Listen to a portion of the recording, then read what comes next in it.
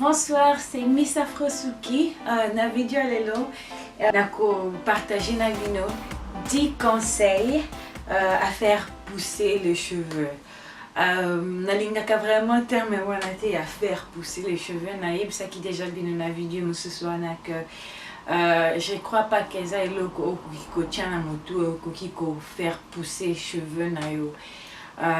Moi je préfère dire 10 conseils à éviter ce qui n'a eu et katana.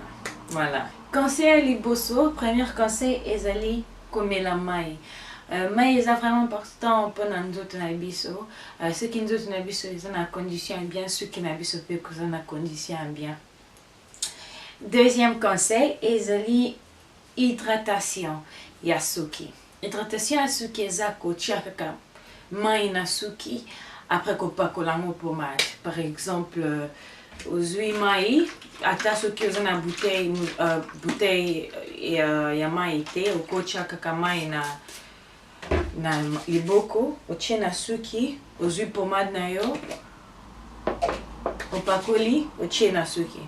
C'est ça l'hydratation. On est au salango chaque jour ceux qui n'ont pas polé au sal yango chaque jour, ceux qui n'ont pas mèche au chaka mai et puis au chesuki so que na plante na ibi remonter ndenge yoko sala ukozo akakata nini huile au che na ba espace place au kori au mona ka suki na yo sinon pas aux élitan ou long la plante na bon ça l'hydratation na yo. OK, troisième conseil est d'aller style manipulatrice. Éviter style manipulatrice. Bas style manipulatrice, c'est un style très compliqué. Bas style, par exemple, ce qui est bendi, suki, makasi.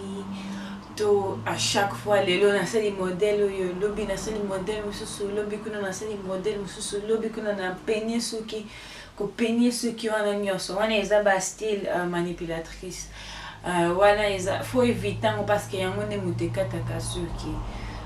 Point tout le monde a ceux qui te tirent plante mèche après un mois, 2 mois, ceux qui te monde a ceux qui n'ont pas colis makasi. Parce que tout ça est là au monté, ceux qui n'ont pas dit calme.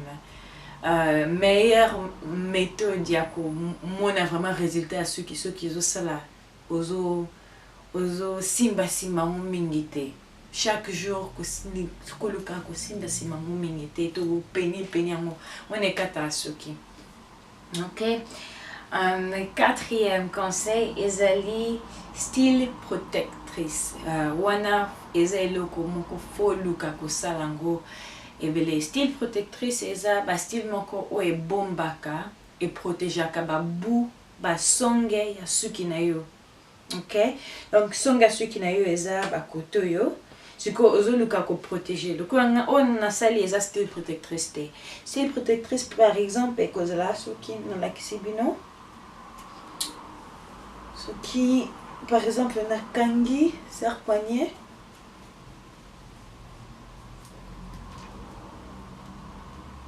Après na kangi boye.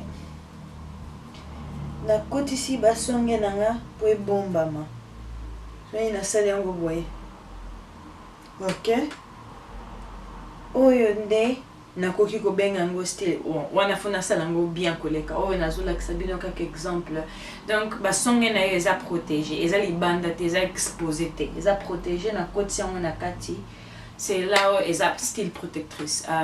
Style protectrice ko sala ngo na mèche, au tie mèche, ko sala ngo pe na plante soko lingi, mais faut sala vraiment attention na ba plante parce que kataka suki na liposo.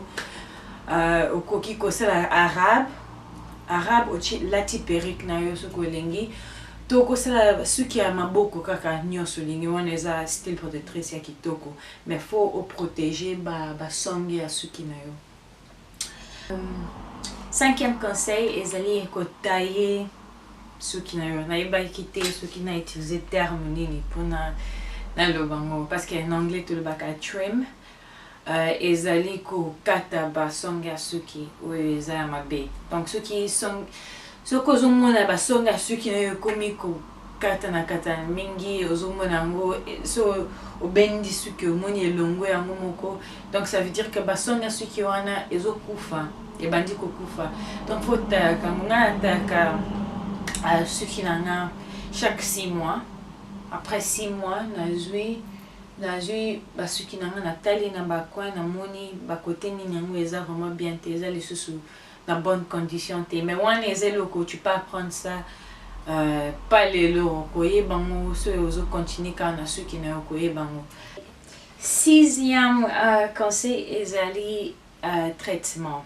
Donc faut vraiment luka omona traitement moko emarchaka mpona yo. Nga vraiment nazo recommander traitement ya huile na traitement ya protéine. Nga nasalalaka 2 traitements, na ya huile na ya protéine. Ya huile nasangisi ka ba huile oyo naza nango mingi ezalaka beurre de karité na huile d'olive. Nasangisi yango na chauffango moke kaka ezwa mwa moto wana natie na suki nalatisi sachet nanga nazelisi yango mpona 45 minutes. Après na rince na mai ya pamba. Wana traitement nanga huile nasalaka yango kaka 1 fois par mois et esimbanga bien. Traitement ya protéine déjà nalakisaki bino ndenge nini okokosala yango na photo moko natiaki. Mais les 2 traitements full au salango 1 fois par mois, c'est bon déjà.